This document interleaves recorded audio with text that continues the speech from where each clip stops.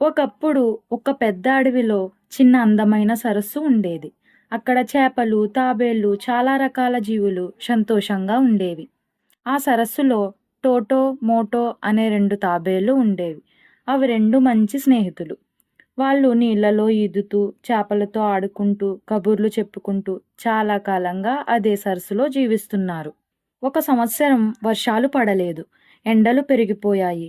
సరస్సులోని నీళ్లు మెల్లగా తగ్గిపోసాగాయి. చేపలు, ఇతర తాబేళ్లు వేరే చోటకి పోయాయి. చివరికి టోటో, మోటో కూడా నీళ్ల కోసం బయలుదేరాయి. అడవి అంతా తిరిగాయి. అడవిని దాటి ఎన్నో రోజులు నడిచాయి.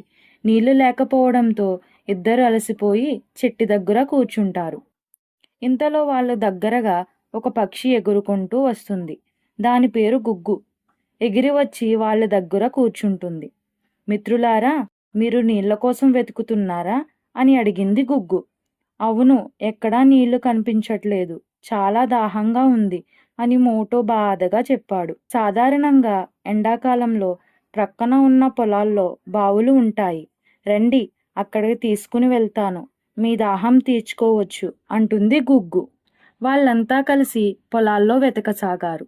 వారికి ఒక బావి కనబడుతుంది. వాళ్ళంతా కలిసి బావి దగ్గరకు వెళ్లారు. బావిలోకి తొంగి చూడగా బావి లోతుగా ఉండి మంచినీళ్లతో నిండిపోయి ఉంటుంది.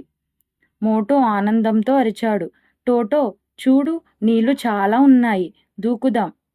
అయితే టోటో ఆగిపోయాడు. బావిని లోపలికి చూస్తూ ఉన్నాడు.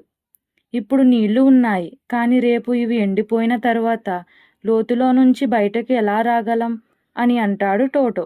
గుగ్గు తల ఊపుతూ, టోటో చెప్పింది నిజం, నీరు ఉన్నా మనం భద్రత మనకు ముఖ్యం, మనం చుట్టూ చూస్తే ఇంకెక్కడైనా మంచి మడుగు ఉండొచ్చు అని వాళ్ళ ముగ్గురు మరోసారి అడవిలోకి వెళ్ళారు.